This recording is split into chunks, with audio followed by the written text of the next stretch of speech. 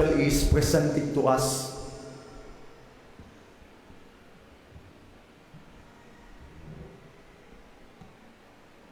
three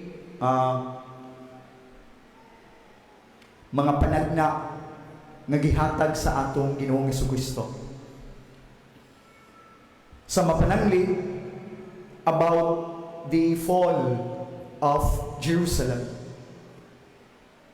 It was prophesied by Jesus of the coming fall of Jerusalem.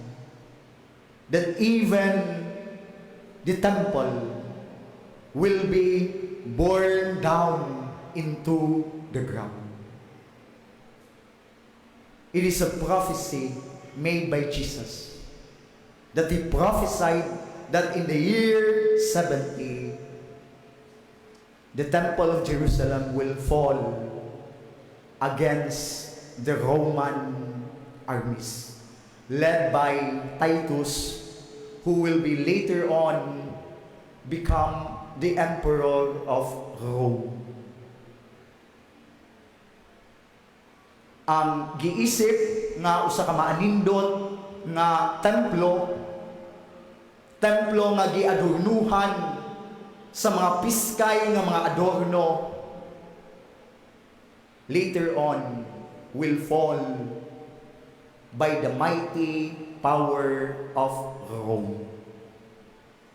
Jerusalem will be sacked. Jerusalem will be besieged by the enemies. And truly, the prophecy happened in the year 70. The temple of Jerusalem was borne down to the ground.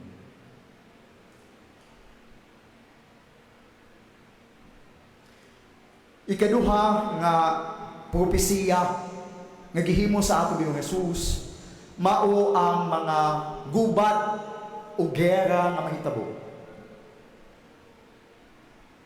The coming wars, calamities, earthquakes, storms, floods, famines, plagues. Nation will rise against nation, kingdom against kingdom. And truly, this happened and will continue happening even in our time. Mga manggaling mga kaigsuunan ko ni Kristo, atong nasinati ug nabatsyagan ang daghang mga gera sa kalibutan. Mga kasamo, mga kagubot, mga kagulingang dala sa panagbangi sa mga clans, sa mga nasod, sa mga pundok, kasamo, kagubot, kagahog, kagulingan. And then here comes calamities. May atong nabatyagan ng panahon karon nga nagkagabi ang mga kalamidad. Ang linog nga wala masinati kaniadto, karon atong nasinati nga perting kusuga. Mga bagyo nga wala masinati ni atong panahon, karon grabe ang kabangis sa mga bagyo ni ining panahon karon. One typhoon to the other. And we have experienced the mighty Odette that ravaged the province of Bohol. Prophecy made by Jesus. And it happened. Third is Christian persecutions. After the death of Jesus, Christian communities are arising. The early Christian church began to flourish. But as Christian church and communities began to flourish, ana usab duyog ni ana ang Christian persecutions. Nga ang mga sumusunod sa atong Ginoong Jesucristo were persecuted simply because they are believers of Jesus Christ. Niya usa sa mga account nga gi-persecute mao si Saint Stephen, the first martyr. Niya usa sa mga prominente niini nga manglulutos sa mga Kristiyano mao si Saul, who later on his name became Paul. Usa ka mangtas nga manglulutos sa mga sumusunod ni Kristo. But after his life was converted, in the way to Damascus, he saw a tremendous light that he cannot contain, and a voice from heaven calling his name, Saul, Saul, why you persecute me? And it was Jesus who revealed to Saul na siya mao ang gilutos ni Saul.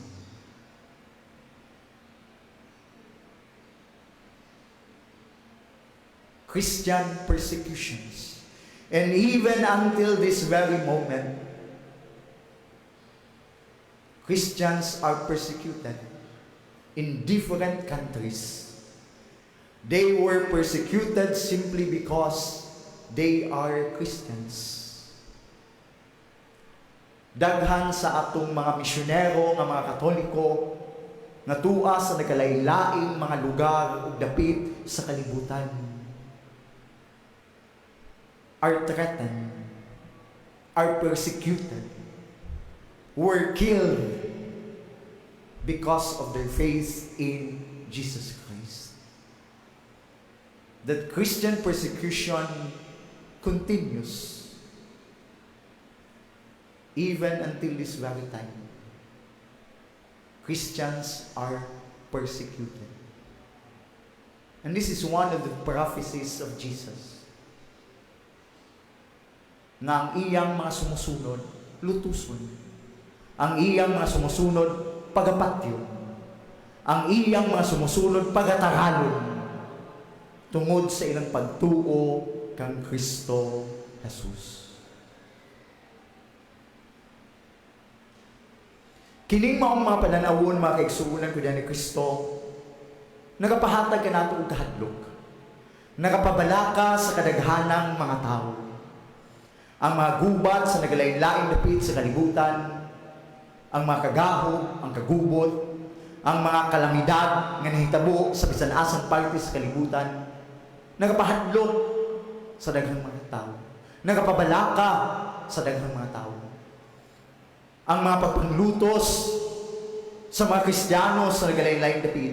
And even in this Christian nation, the church continually experience persecution, even within the church. Kining mga butanga kinahanglan nga mahitabo. Sa dili pa mahitabo ang katapusan sa kalibutan. These are illustrations pointing to the end times. Kining maong katapusang butang, nagalangkob kini mahitungod sa ikaduha nga pagbalik sa atong Ginoong Hesus. Mahitungod sa katapusan sa kalibutan, mahitungod sa final judgment. And naturally, it causes us trouble. It frightens us. It makes us fearful.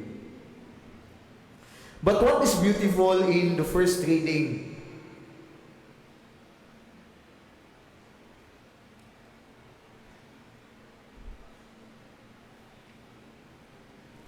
Taken from the book of the prophet Daniel. God promised many of those who sleep in dust of the earth shall awake. Some shall live forever, others shall be in everlasting horror and disgrace.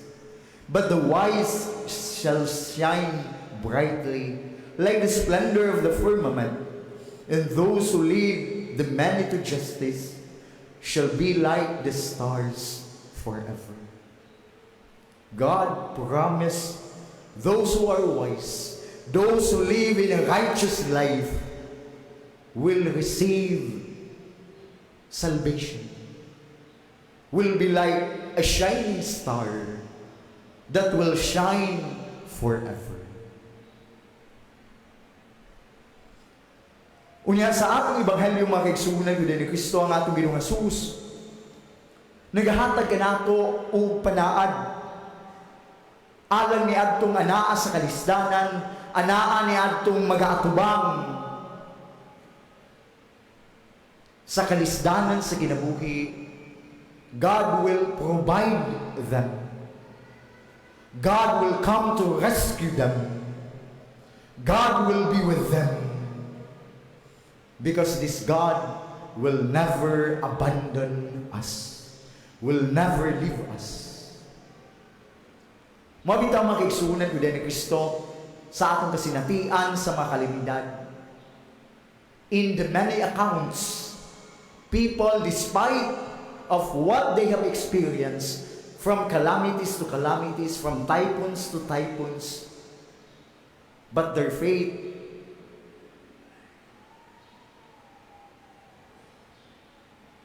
was not lost. But more and more, they became resilient. More and more, they become hopeful. More and more, they become prayerful. More and more, their faith is laid upon the one rock who is Jesus. Many accounts and stories of being saved.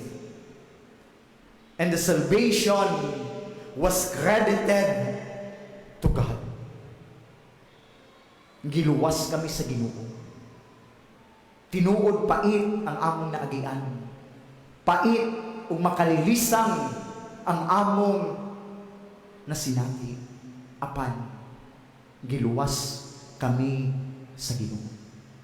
Gipanalipdan kami, maunang kami buhi hangtod karon. And these are the many accounts of people who survived from the different calamities, attesting and witnessing the salvific act of Jesus. Diha sa persecution, we read accounts from martyrs of the church. Wala sila luwasa sa kamatayon, apan hinunua, gilig-on sila sa ilang pagtuo. Gihatagan sila og kaiso in order to shed blood for their love for Jesus.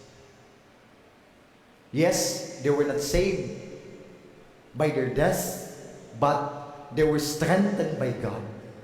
They were given the gift to die as martyr, the highest form of witnessing in faith to Jesus Christ. Magigsunan ko diyan ni Kristo atong pangayuon ni ining mga santos nga misa, ang grasya nga kuhaon unta niya diha kanato, ang atong mga kabalakap, ang atong mga kagulanan, that we will be released of our fears, of our anxieties, of our worries, and ask for the grace to be given the courage to persevere in faith, hope, and love. Kay ang maluwas, maulamang ang magapabilin. Ang maluwas, maulamang ang mulahutay. Ang maluwas, mao lamang ang magapadayon sa pagpanaw. Mga kaigsuonan ko din ni Kristo, magmaisugon unta kita diha sa atong pagkakristohanon. Nga mamahimo unta kitang mga saksi nga andam nga muhatag sa atong kinabuhi alang o para sa Dios. That without fear, but only courage, but only peace within our hearts, so that we will be able to experience the fullness and the perfection of God in our lives.